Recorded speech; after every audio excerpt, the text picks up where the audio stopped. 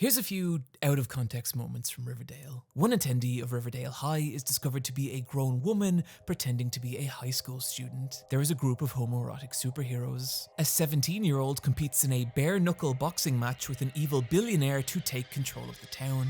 There is a magic word that wipes people's memories and puts them into a violent murder trance. There is a cult of evil subterranean nuns known as the Sisters of Quiet Mercy. A character spends the night playing Dungeons & Dragons with ghosts before beating himself to death with a baseball bat. A girl is haunted by an evil doll. The town of Riverdale is invaded by zombies. There are 9 serial killers across 4 seasons, one of whom is an 11-foot tall monster known as the Gargoyle King. This happens.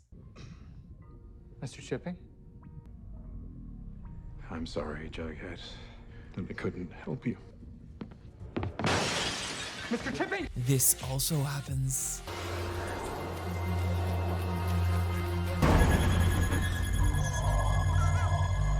Many other things happen, and I would like to talk about them. See, I've developed a unhealthy obsession with this show. I am fascinated by it. Fascinated as to how a show that started as a very normal teen drama could morph into one of the most bizarre and ridiculed shows on television. And to ask, is there value in that? Oh god, I think there might be. To properly chart this full descent into madness, I want to take a second and look at the original comic series that began in 1941. And full disclosure, as a bog child who grew up in Ireland, my experience with the Archie comic goes exactly as far as that one joke from The Simpsons. But looking back on it now, it's easy to imagine how the pastel world of diners and milkshakes would have been the simple escapism America needed post-World War II. Escapism that's centered around Archie, your lovesick teenage everyman ensnared in a love triangle between Betty, the safe but fun, wholesome girl next door, and Veronica, the fiery high society daughter of a millionaire.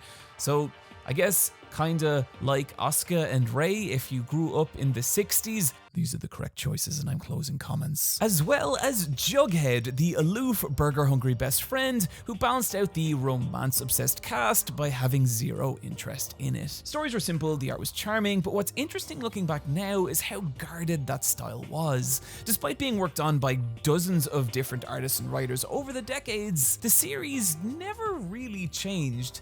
The license holders being so protective, they even shut down a gay Archie stage play as they were worried it would harm the integrity of the characters. Wow, I hope that decision doesn't become retroactively humiliating. However, this unwillingness to change meant that by the early 2000s, Archie, this series that had once regularly outsold Batman and Superman, had shrunk to just 0.5% of the market, leading to a wave of titles that broke the traditional style and tone of Archie, like the ironically named Life with Archie, where Archie dies. But it was actually a variant cover of this comic that would change the fate of the series forever, one depicting Archie facing zombified versions of Betty, Veronica, and Jughead, which led to another spin-off, After Life with Archie, which I refuse to explain the premise of because you can see it right here. And After Life with Archie was kind of awesome, a really cool piece of horror while simultaneously being this really interesting take on an alternate Riverdale.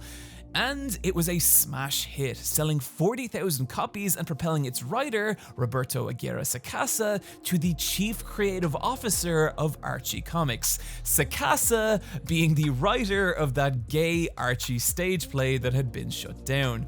Oh dear. As well as the person who would go on to pitch and become the lead creative on Riverdale. Sacasa is an interesting fellow, but if I could find one quote to sum him up creatively, and what honestly made a lot of Riverdale make a lot more sense, it would be this 2003 interview where he talks about how one of his assignments in drama school was to write a 1-hour play using just a single set and no more than 4 characters.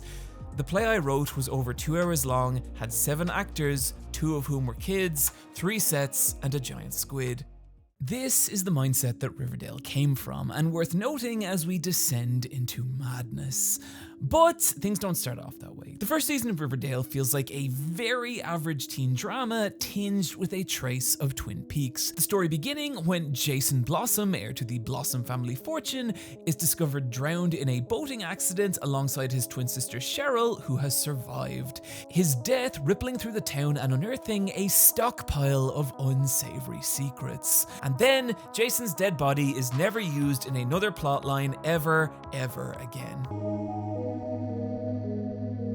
Before we dive into Riverdale Season 1, I do want to acknowledge that the internet and society tend to be very cruel to, well, anything teenage girls get excited about, and as tempting as it is to join the lucrative subgenre of men in their 30s getting angry about children's media, that is really not my goal here, and there are positive things about Season 1 of Riverdale. Like, the casting is generally pretty great.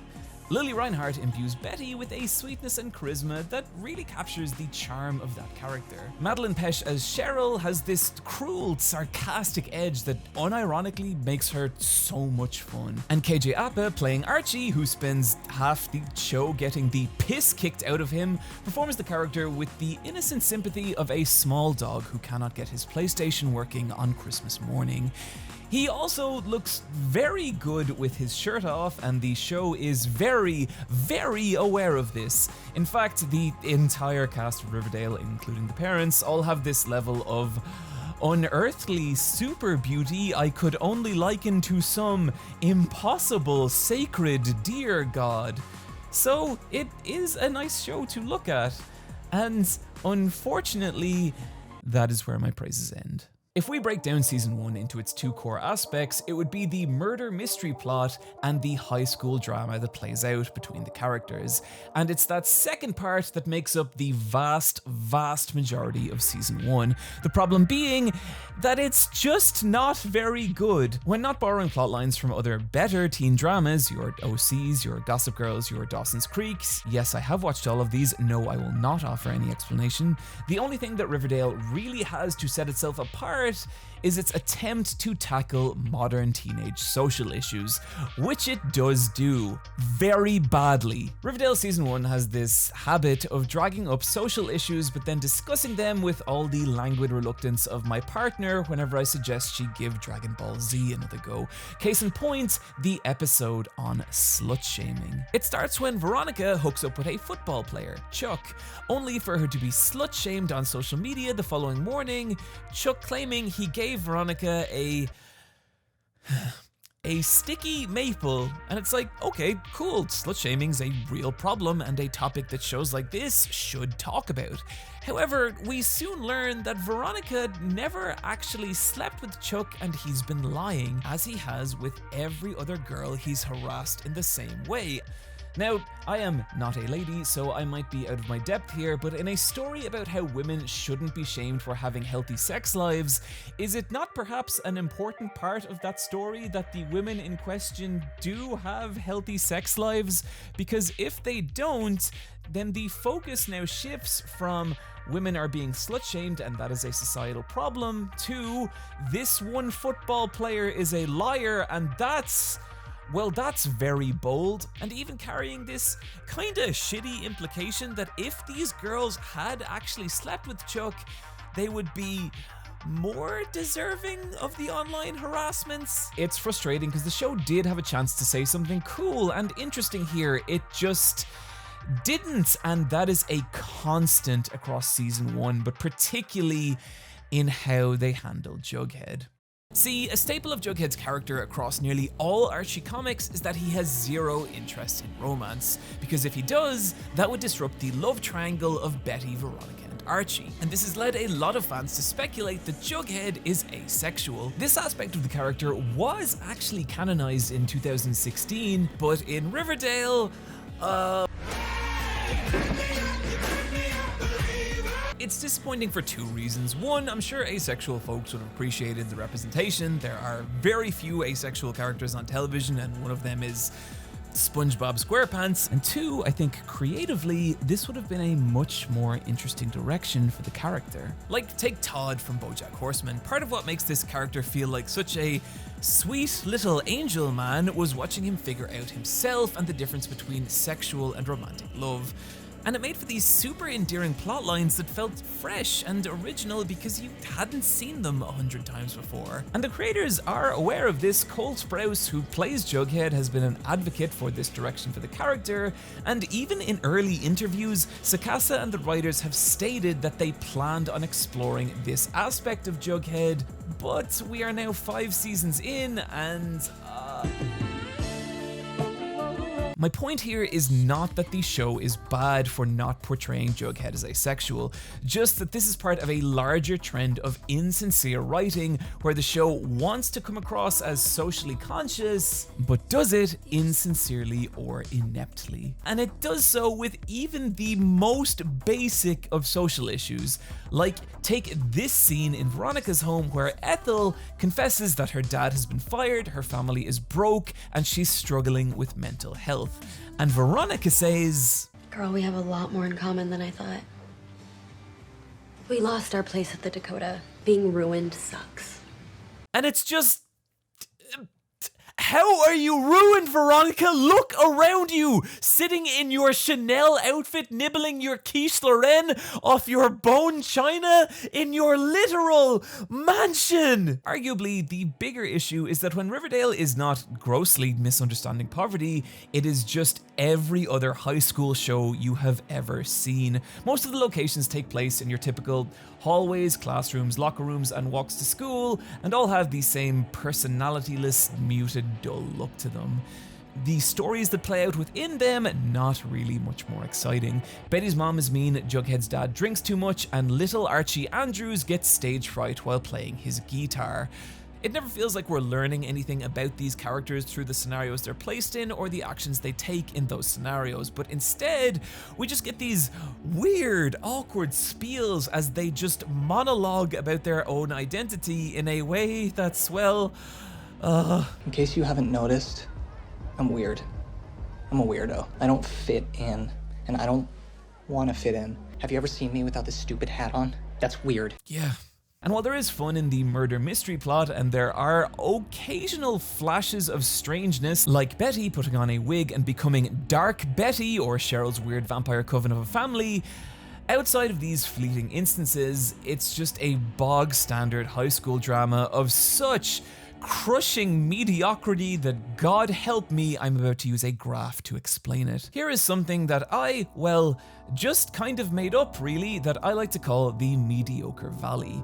On the x-axis, we measure from low quality to high quality, and on the y-axis, we measure from unenjoyable to highly enjoyable. And if we were to chart my taste in media, it would follow this curve right here. At the highest end of both quality and enjoyment, we would have something legitimately great like Cowboy Bebop. But on the opposite end, we would have something like the infamously terrible film, The Room. However, despite the ocean of difference in the two's quality, both rate as highly enjoyable. Bebop because it's a fucking masterpiece, and The Room because through its sheer awfulness, it becomes this bizarre and fascinating portrait of the person who created it. It might not be traditionally great art, but goddamn is it entertaining. But then there's this section in the middle right here, and this is the dreaded mediocre valley, and it's here where I would place season 1 of Riverdale, a series that simultaneously has nothing to say while never being brave enough to be terrible. And this carries right through the entirety of season 1 up until its very final scene. And it's here where things start to get a little unusual. With all the plot threads tied up, we close out season 1 with a scene of Archie joining his dad for a milkshake at Pop's diner. He enters the bathroom and gives himself this smile like, hey, everything's gonna be all right. Oh, Archie, you haven't even been mauled by a bear yet. When suddenly he hears shouting coming from outside and emerges to find a gunman menacing Pop Tate before turning his gun on Archie's dad, who is shot trying to protect Archie, the gunman fleeing the scene, bringing season 1 of Riverdale to a shocking close. And I have a theory about this scene, and that is, I don't think the writers had any idea what they were doing when they wrote this scene.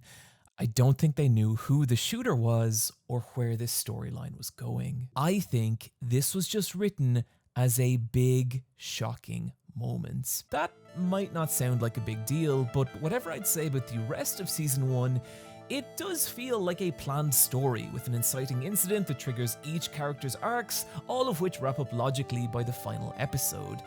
And if I'm right, then this scene is the moment that stopped happening, when the show goes from a coherent narrative to something else. And so I'm gonna let you be the judge, which is why you'll forgive me for presenting my case as to why I believe the writers did not know where this story was going in excruciating detail. Okay, I want to start by asking a very simple question. What happens in this scene, and specifically, what is the motive of the gunman? And there are 3 pieces of evidence to tell us this. The first being the gunman initially targeting only Pops, presumably because his objective is to get money from the till, only turning on Fred when he tries to intervene. And supporting this is our second piece of evidence. Though it's muffled, we can hear the gunman scream at Fred to give me your wallet. Our third piece of evidence coming after Fred is shot, when we can plainly see loose dollar bills littering the floor, presumably which the shooter took from Pop's till. And so the conclusion I think most reasonable people will come to is that the gunman's motive was to steal money, which led to a botched robbery resulting in Fred Andrews being shot by accident. Now, what if I told you that is not what happened? Season 2 begins and the entire scene is no longer a botched robbery, but instead the introduction of the green-eyed serial killer, the Black Hood, a maniac hell-bent on cleansing Riverdale of sinners who targeted Fred Andrews because of an extramarital affair he was having with Veronica's mom. And this change raises 3 big inconsistencies with how the scene was originally shot. 1, if Fred Andrews was the gunman's target, then why did he attack Pops first? Fred is plainly visible from the entrance. And 2, if this was not a robbery and his motive was to kill Fred and not steal money, then why ask for Fred's wallet, especially before shooting him if that was the original intention? And 3, if this really wasn't a botched robbery, then where did the loose bills littering the ground come from? It's through these 3 inconsistencies we can see how both the motives of the gunman and the actual events of the scene itself were changed in between seasons. Meaning— Objection! Okay, shit. While writing this, I actually found some evidence that maybe I'm wrong here. The Black Hood is an old MLJ comic book superhero, and the show does like to reference classic MLJ characters a lot, so the gunman wearing a black hood could indicate that they really did have bigger plans for this scene. And there is a line in the narration that indicates this wasn't just a random robbery. Marked by an act of violence. It was anything but random. Granted, that could have just been added in post-production after this was shot, but the inconsistency with the wallet, well, season 2 actually addresses this directly by speculating that the Black Hood took Fred's wallet so he could learn where Fred lives and attack Archie and his dad at a later date. Which does kind of make sense. Man, why would I set up my own argument only to debunk it myself? Objection! Or so I would say if the second season's attempt to cover up the inconsistency with the wallet didn't lead to a far bigger inconsistency. See, when we eventually find out the identity of the Black Hood, he's revealed to be Hal Cooper, Betty's father, who also had an extramarital affair. But you know, it's fine, it doesn't matter. Who wouldn't need Fred Andrews' wallet to know where he lives because the two are next door neighbors. But my real silver bullet piece of evidence in my case as to why the writers really had no idea who the Black Hood was, even well into season 2, comes in that little innocuous detail they gave us about the Black Hood's green eyes. Because if we look at this scene from season 2, episode 10, we can very clearly see that Hal has blue eyes. But then fast forward to season 2, episode 20, and his eye color has now changed to a vibrant green, because it's only now he's being written as the Black Hood, meaning the writers really would have had no idea who this character was or where this story was going when they first wrote it. Your Honor, I rest my case. The reason I'm going into such detail about oh god, I shouted too much in the previous section and I think I've lost my voice. Hang on, I'm gonna drink some water. The reason I'm going into such detail about this is that understanding how this scene was wrote changes the intended purpose behind it. It wasn't written as the beginning of a planned narrative, but as this big instance of shock and awe designed to draw in as much attention as possible. And here's the thing. It worked. Riverdale saw a huge spike in viewership from season 1 to season 2, and while there could be multiple factors at play here, I'd bet that the shock of the shooting scene at the end of season 1 was a big factor in it. And so, after languishing for a season as a sub-average teen drama, the entire direction of Riverdale begins to change. The second season of Riverdale begins, and immediately something is different. Even the look of the show feels more surreal and intense. Like, here's a nighttime scene of Pop's Diner from season 1, and here is that same location in season 2. And look at how much more awash the characters are in glowing neon. And a lot of the scenes have this same extreme treatment. Some are lit with the somber intensity of a French neo-noir, others the stabbing neon palette of an 80s slasher movie. And adding to that surreal feel is the set design. The internet and phones exist in Riverdale, but only when they're relevant to the plot. But a lot of the technology is from a period much older than that. You have these old-timey automobiles, corded telephones, and retro analog televisions. And it all comes together to give the town of Riverdale this surreal feel like it's a place that exists outside time and space. And this is just the beginning of the bizarreness. Some characters are completely recast with more extreme personas. Reggie was basically your nice jock boy in season 1, but the new Reggie in season 2 is immediately like, "You kids wanna buy some drugs?" And as for the main cast, their plotlines begin to barely resemble those of a high school show. Jughead becomes the leader of a biker gang and at one point cuts off a woman's tattoo with a pocket knife. Archie joins the mafia, buys a gun, and this happens. Who made a mistake? What the hell? Who made a mistake?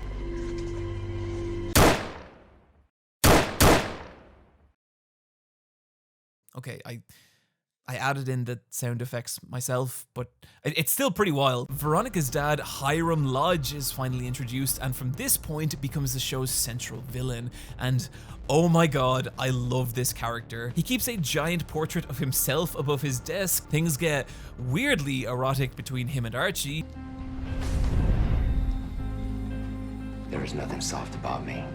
Okay, well, I ship it. Veronica, no! Betty discovers she has a spooky brother who moves into their home, and oh my god, he's a serial killer! Oh no, wait, no, that's her half-brother. Her real brother is in the FBI. That's a relief. Oh my god, he's also a serial killer, and he's in love with the first serial killer brother! Oh, well, at least she's still got her dear old dad. Oh no! So if season 1 of Riverdale is your typical high school drama, season 2 starts to feel like a strange, feverish crime thriller.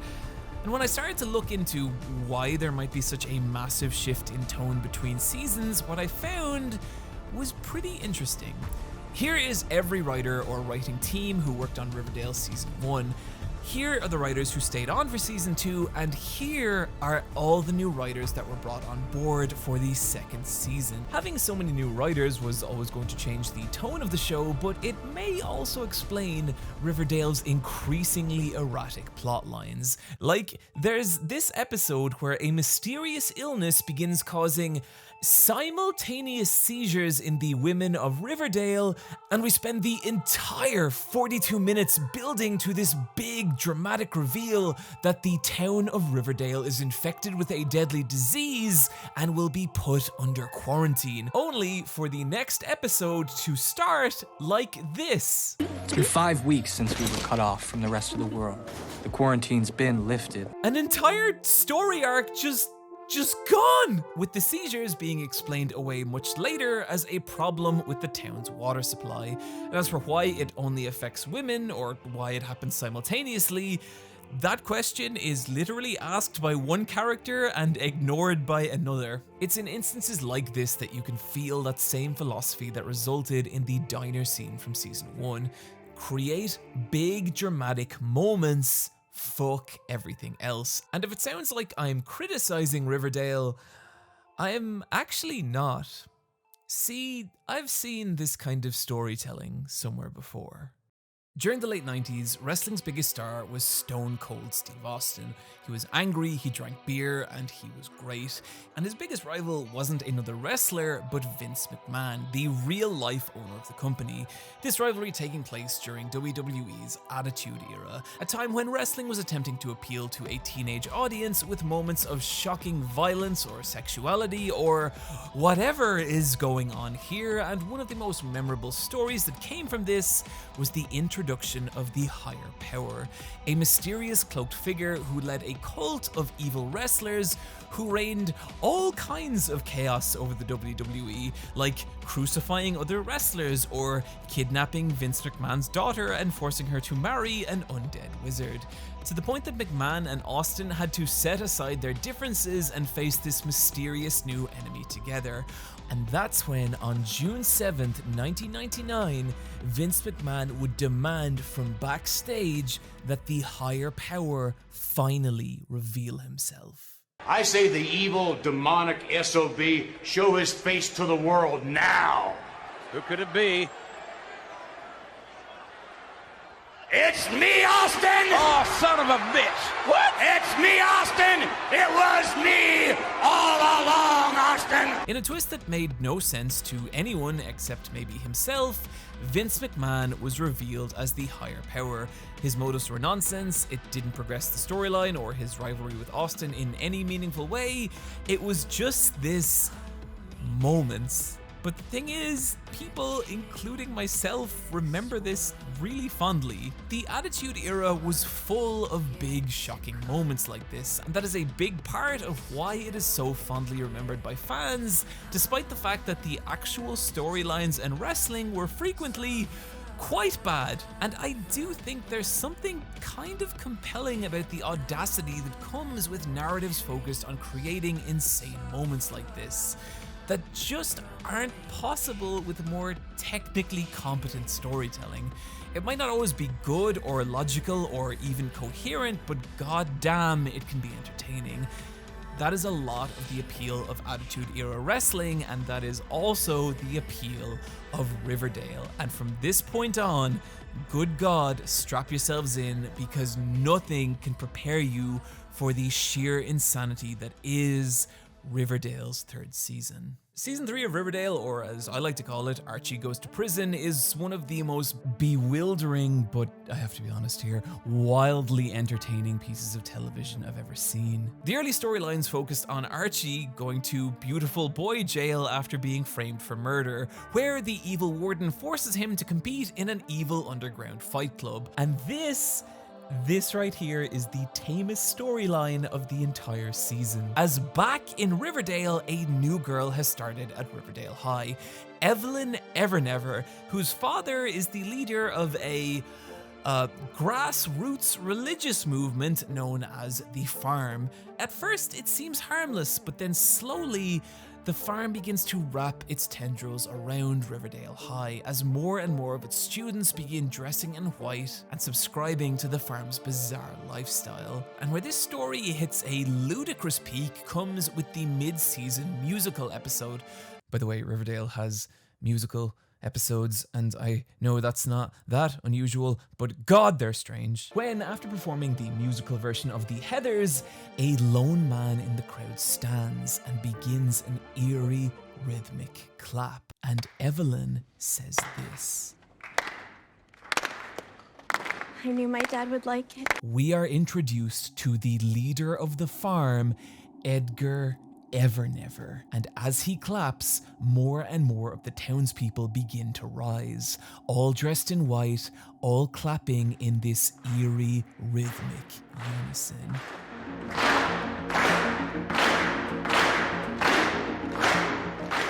It might be the Chaos Goblin in my brain, but I kind of love this moment. It's such an insane and fun way of revealing how much of this town has been taken over by this creepy fucking cult. And sure, it's schlocky and garbage, but this right here, this is gourmet garbage. And do you feel that? Do you feel us rising out of the mediocre valley? And that's only going to continue as this storyline grows more and more ludicrous. As more and more people begin to join the farm, including Betty's mom, only for Betty to uncover that Evelyn is actually 26 years old. I just want to point out that multiple actors playing high schoolers in Riverdale were actually in their late 20s when this was shot, and that's really funny, is actually Edgar's wife and has gone through high school multiple times in order to recruit teenagers to the farm.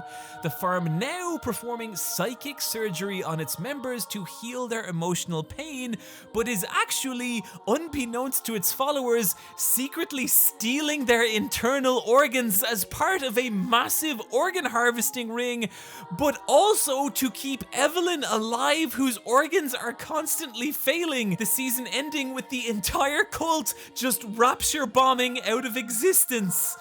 Oh, and that's everything that happens in season 3 of Riverdale, the story of how a cult takes over the town. Oh, I'm sorry. I seem to have misread my notes here. Did I say cult? I meant to say cults. See, while all this is happening, there is also a second cult simultaneously taking over the town, and the way this cult works...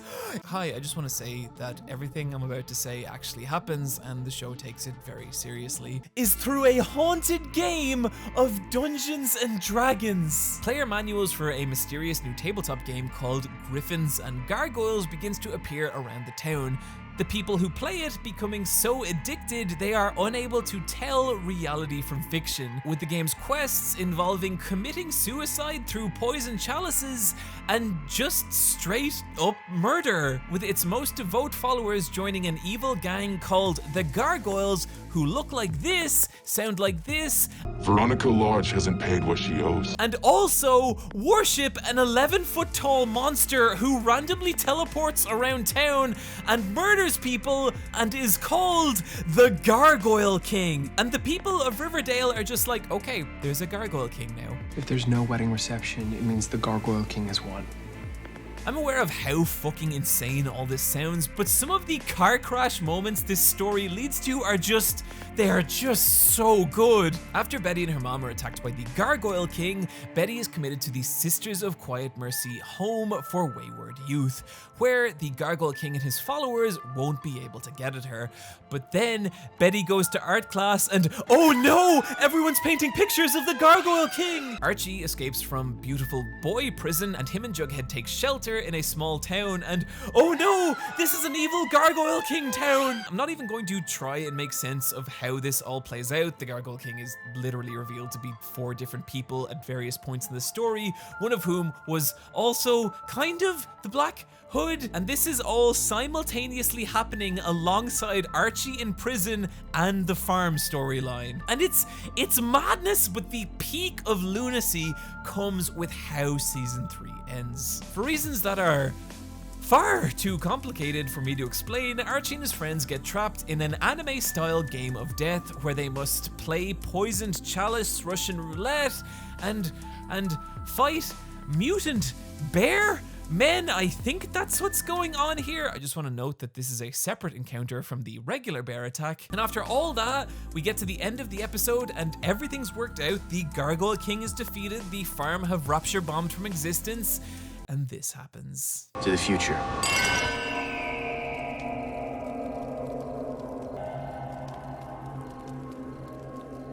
Archie. We have to burn all of our clothes, including Jughead's beanie. We'll wash off the blood in the swimming hole.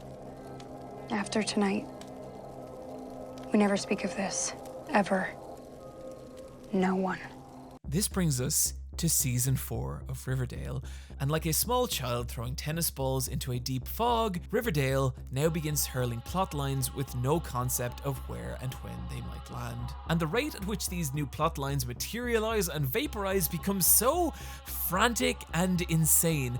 And to show you this, here is everything that happens in season 4 of Riverdale. Veronica starts a sexy car wash, and after spending the entirety of season 3 trying to get her father sent to jail, she comes home only to find him waiting for her. And when she's like, "Daddy, how did you escape from jail?" he's like, Mija, I own that jail. Fucking brilliant. Archie opens his own community center / boxing gym and later becomes a masked vigilante. This is the second time in Riverdale this has happened, and begins attacking local drug operations by himself with a baseball bat. Jughead enlists in a spooky prep school with a history of disappearing students where him and his roommate are murder bullied. Tony, Cheryl's girlfriend, discovers Cheryl has actually been keeping the body of her dead brother Jason, who, I remind you, died in season 1, in her basement and talks to it like he's still alive. And then Jason's body is never used in another plotline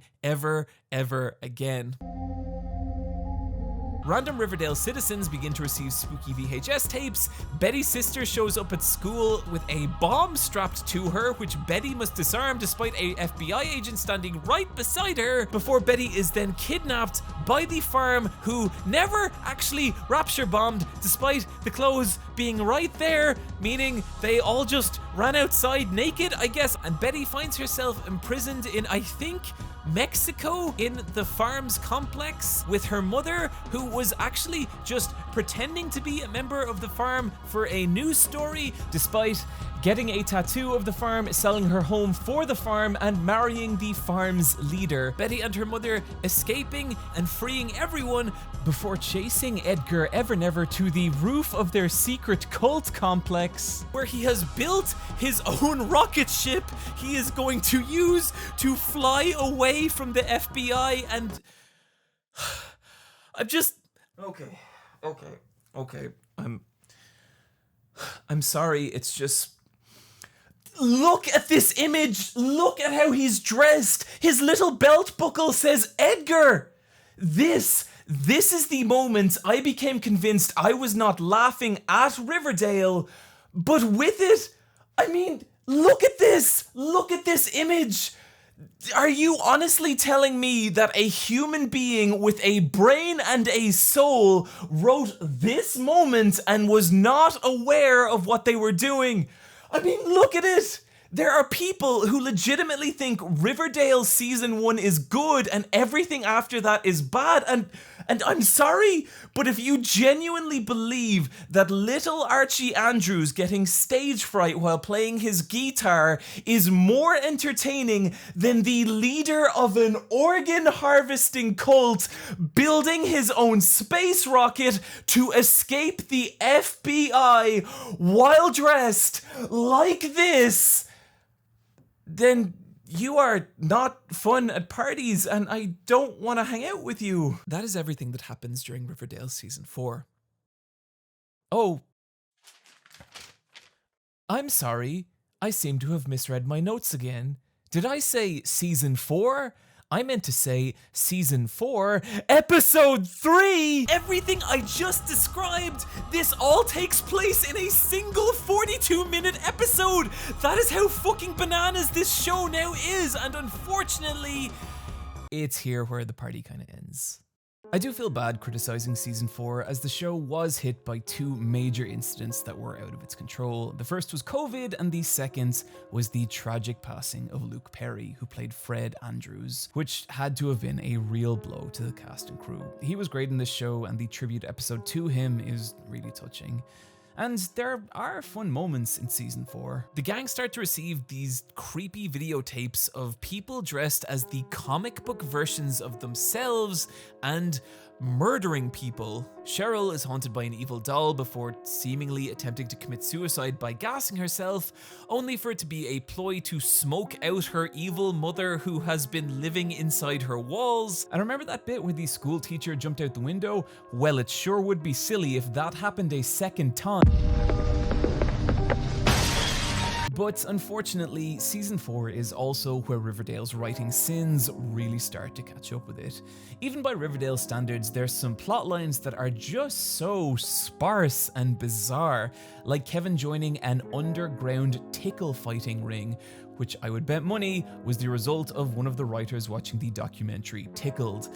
But the real problem comes from the central mystery. Remember that beautiful, insane moment at the end of season 3 that I personally think makes it look like the gang ate Jughead? Well, we spend the vast majority of season 4 working our way back to this point, constantly getting these little flash forwards like Archie, Veronica, and Betty getting arrested, or Jughead's dead body in a morgue. He's definitely dead, right?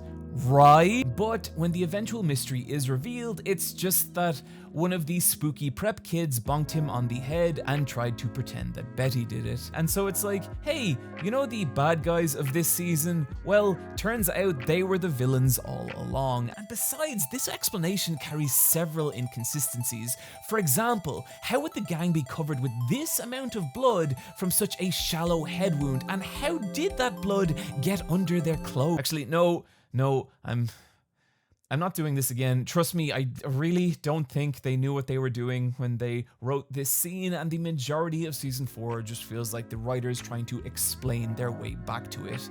And it is some of the most frustrating television I have ever watched. Jughead turns out to be still alive, he was just hiding, and those mysterious murder videotapes, well, those were just Jughead's little sister being a scamp. After the ludicrous heights of season 3, this feels like a massive step down, a season where you can start to feel the show sliding back into mediocrity. So yeah, I don't know, maybe this kind of trash entertainment really doesn't have any value. Maybe I shouldn't have made this video. Man, bummer.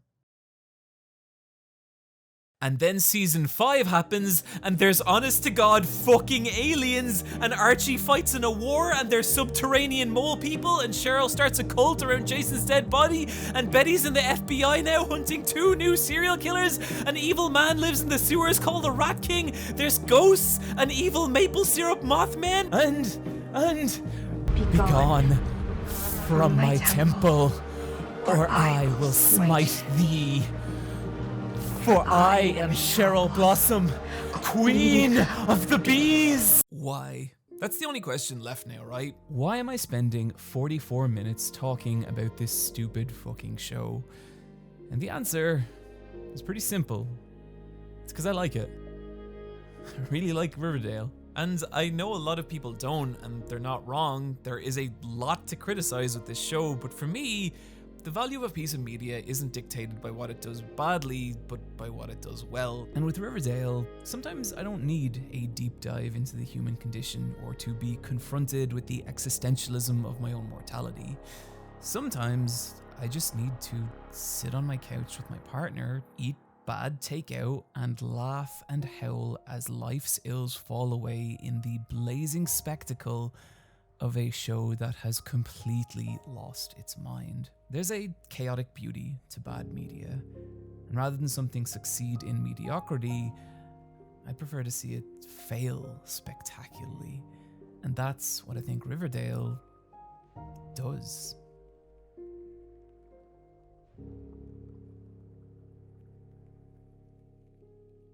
Friends, thank you for joining me today, and I really hope you had a good time with this video. And if you did and would like to help me create more like it, you can do so over at patreon.com/super Eyepatchwolf, where for just $1 you can help me make more videos like this. Special thanks this week to Jump Pro, Jennifer Steele, Wes Bodie, Weak Century, HyperExist, Valerie Kusnikov, and Space Attorney.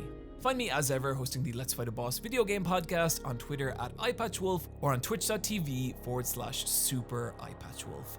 Friends, take care of yourselves, and I'll see you next time.